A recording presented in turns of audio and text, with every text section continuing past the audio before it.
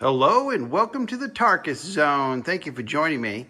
Today I'm actually going to do a walkthrough of our fire station here in Grand Isle, Vermont. I had some YouTube subscribers ask me, did you never did a tour of your station? You know, give us a little tour, let us know what you've got for equipment. And in the fire service, that's a big thing between firefighters that, you know, they always want to see other people's equipment, other people's stations, see what it, you know, what's going on. So I figured we'll go down to this end of the station. We're facing the road, the main road's in front of us here. This is an open bay for now. Right now, they've been working on this car. We're gonna be making this a propane training car. We gotta take everything out that's burnable, that can be burned, so that we can recycle that properly.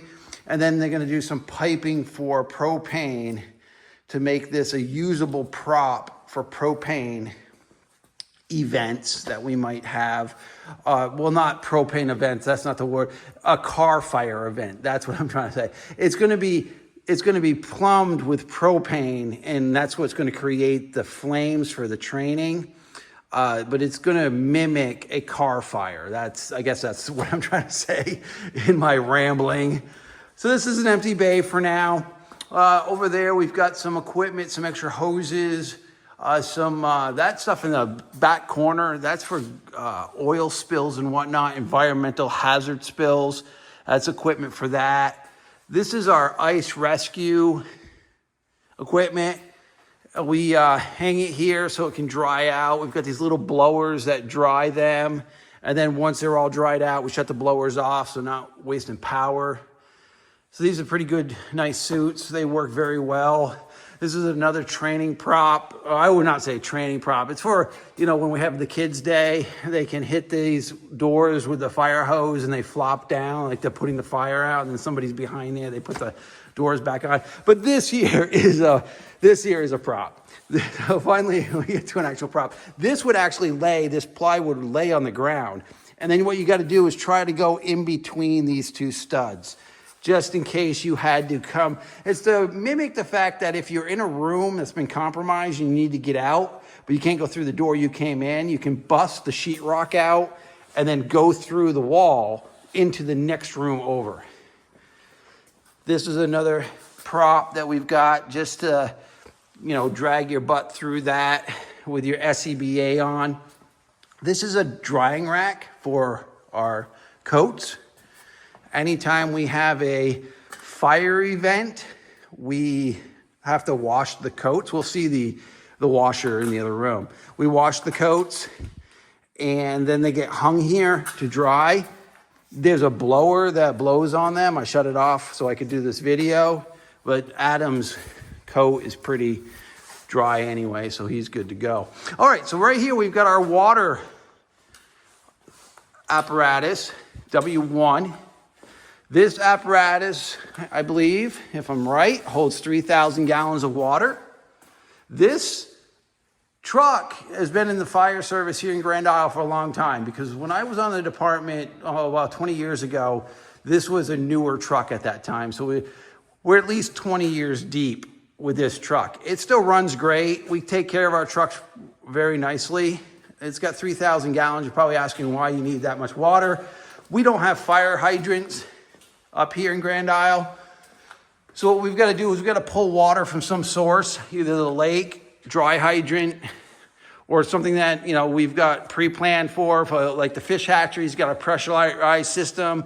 So if our fire event is close to the fish hatchery, we can get water from them. But more or less, we're on an island, so we would just go to the water's edge. And what would happen is we would have an engine. We'll look at the engines in a minute. We would have an engine at the water source. And then that engine would pump water into the tank fill. We either could go with this size diameter or this size diameter. Both these are tank fills. So you would fill this, and then the operator for this apparatus would then go and dump it into a portable pond that the engine would be hard suctioning or pulling water from. And what you do is you just dump the water. There's a switch that allows you to dump the water out the side here. You can manually dump the water out the back, and then you can dump the water off this side.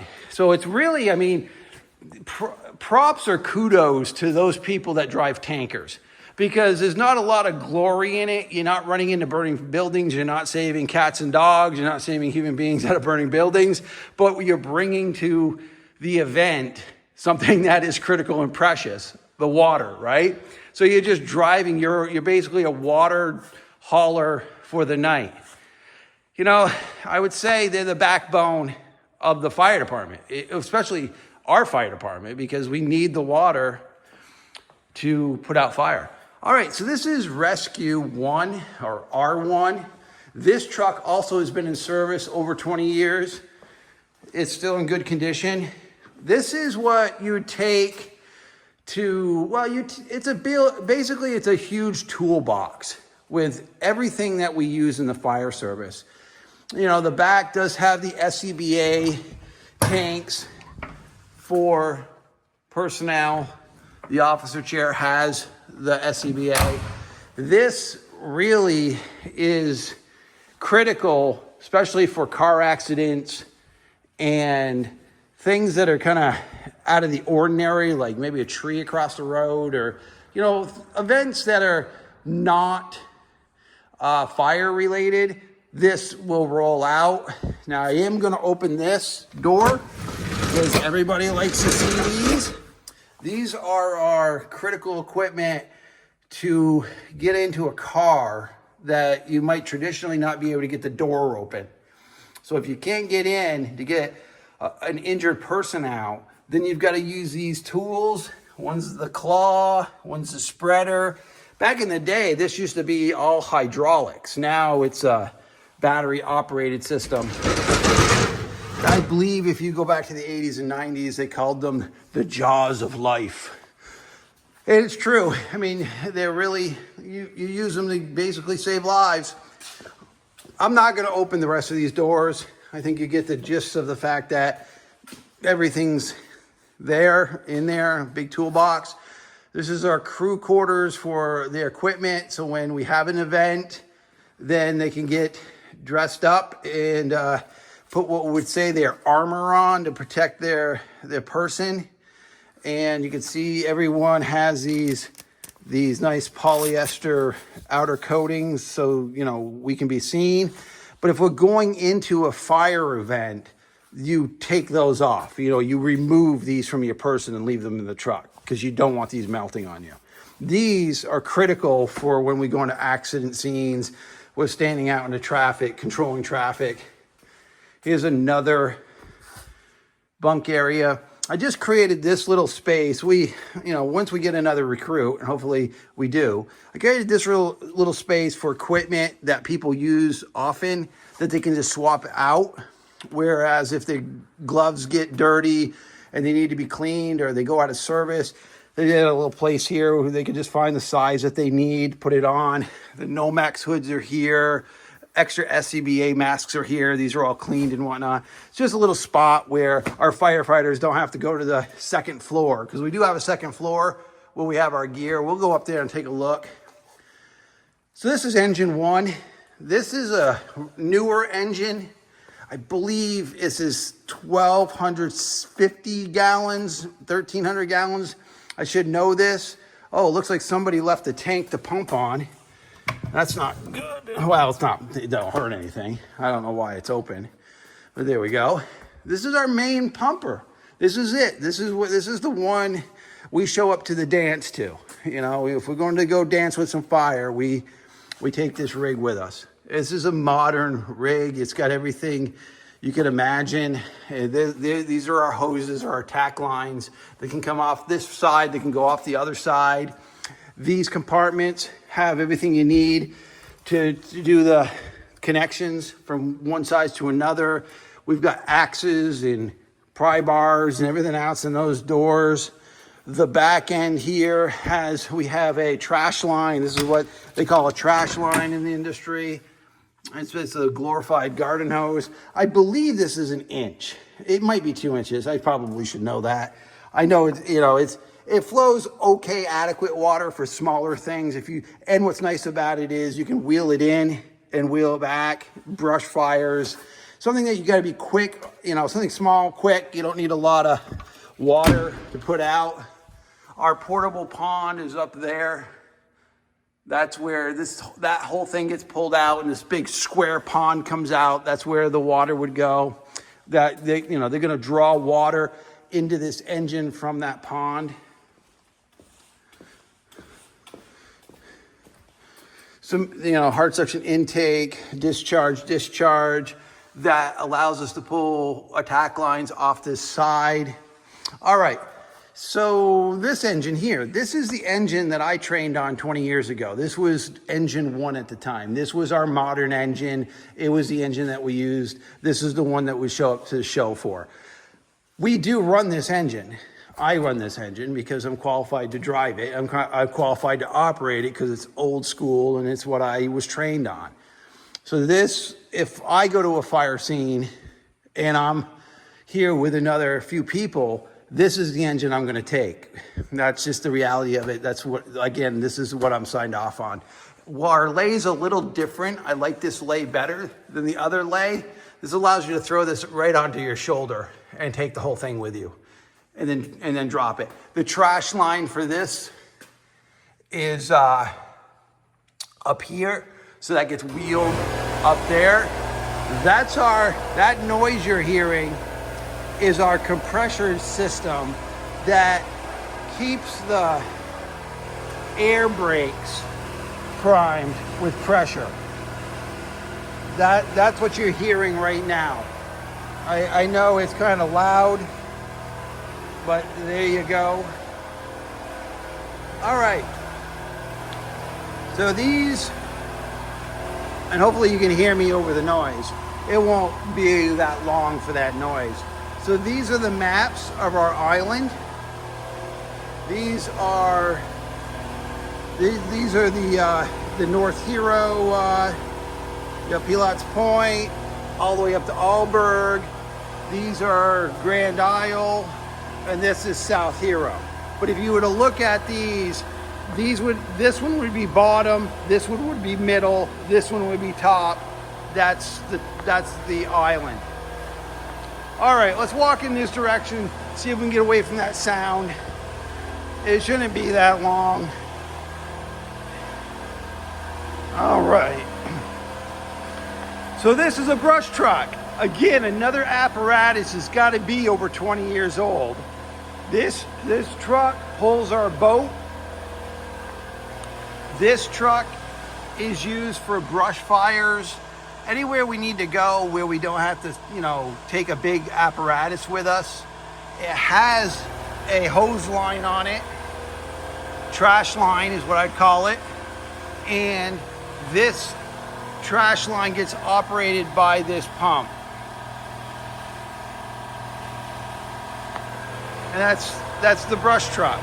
Oh, it's obviously part of marine rescue. There we go. I knew it wasn't going to be that long, so I do apologize for that loud noise. That probably happens once an hour. It's just priming the rigs, making sure they got the air that they need because they use air brakes. So this is Marine one. This is our rescue boat. So that truck pulls this boat. It's got room. I think they comfortably want you want at least 2 people on it, right? So, but I think the max comfortability is 4 people. Got to wear the helmets, got to wear the vests. They've got those little suits over there that allow you to wear the suits. If you're in, you're not in cold water, you're just like in between the coldest to the warmest, and you can put one of those suits on. I think those are wet suits over there. All right. So let's go this way.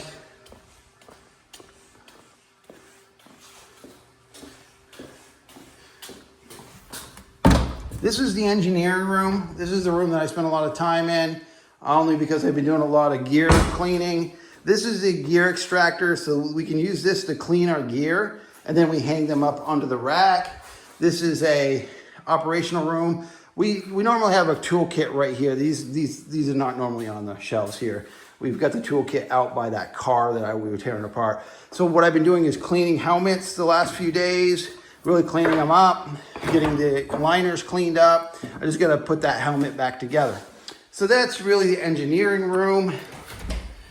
This in here is our communications and dispatch room.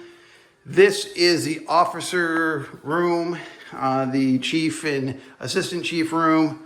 That's them. We're gonna go upstairs real quick before I show you the conference room. So we've got a second floor here at the fire station. And here is where our weight room is. We've got some good equipment here. This is where we decided the weight room was going to be. It made sense. And this is the equipment rack that I'm going through. So this rack, I've got to go through most of it, clean it out, clean the helmets. That's my job now, to get this all ready to go for future firefighters. This is that big thing that we were hearing earlier, that sound. That's this gem right here, priming those lines on the trucks. I got one person's gear. They decided they were gonna dry their gear right there. Normally that gear is not there. We just had an event locally, so a lot of our firefighters needed to clean their gear. And because that drying rack we looked at has a limited space, then that limited space, somebody decided just to come up here and throw their clean gear up here, you know, right there, just to dry on the railing. Okay, this is the top view of this. All right, I'm gonna show you the conference room, and I think that's gonna be a video. Now, if you have any questions or comments or something I might have missed, or clearly I said something that doesn't make any sense, go ahead and send me a comment in below, and we'll discuss it. All right, I like this room. Let's see if I can get the light on. These fangled new light switches. I never know which one I'm supposed to be pushing. All right, I gotta be this one, right? Or this one. You would think, as an IT guy, I would know how to use a light switch, right? I don't know, for some reason I can't get either one of those to... Wow, okay, I've hit in every one of these buttons that I can hit and the lights aren't coming off. Maybe the middle button, gotta hold that in, or... I don't know. You would think Tarkus would know how to use a damn light switch, but obviously, usually the light automatically comes on when I come in here, or the light's already on. And you can see this top one. This is light out. This is light on. I'm holding it. Oh, there it goes. Yeah, you go tell all your friends that. I watched a firefighter video today about a tour, and the guy couldn't even know how to use the light switch. All right, so we got our TV. We can project what's on the laptop onto the TV. We got the whiteboards. This is really our training room, community center room. The community does use this space. The community access door is here. So if you're coming from the parking lot, you can come through that door, through this door, into this community room. The community bathroom is here. It's got a shower in it if you need a shower. We've got the we got that. This room is the kitchen. This gets used occasionally, but not for what you would think. I mean, we do just basic snacks and coffee, and put some drinks in the fridge, but I don't know if this stove has ever been used. Our extra water, so when we go on events, we have extra water we can put back on the trucks. Yeah, it's a good little room. Now, this is the second officer's room, and I do need a key to get in here, so we're not going to get in here. There's another section for officers to use. So let's work these. Let me see if it's easier to shut the light off than to turn it on. Yeah. Oh, there it goes. There it goes. Oh, my God. I got it to work. Well, I got it to shut off. All right. So I think I pretty much shown you the whole space other than the outside of the building. And I'm not going to really do that today because It is a nightmare outside right now. As you can see, it is raining. And that's that community door that I was telling you about. The community comes from the parking lot there. They go up here, they go into that door. But it's pretty nasty out there right now. So I guess I'll finish this video up here at the top of the station, just to show you our logo here that we've got. This is our front access door. This is the front of the station. This is our pad where we bring our, this is where we roll out of. And this door here doesn't typically get used by the public. We use this door occasionally when we're training and the bay doors are closed. But really, that's it, folks. I want to thank you for joining me. And this has been the Tarkus Zone.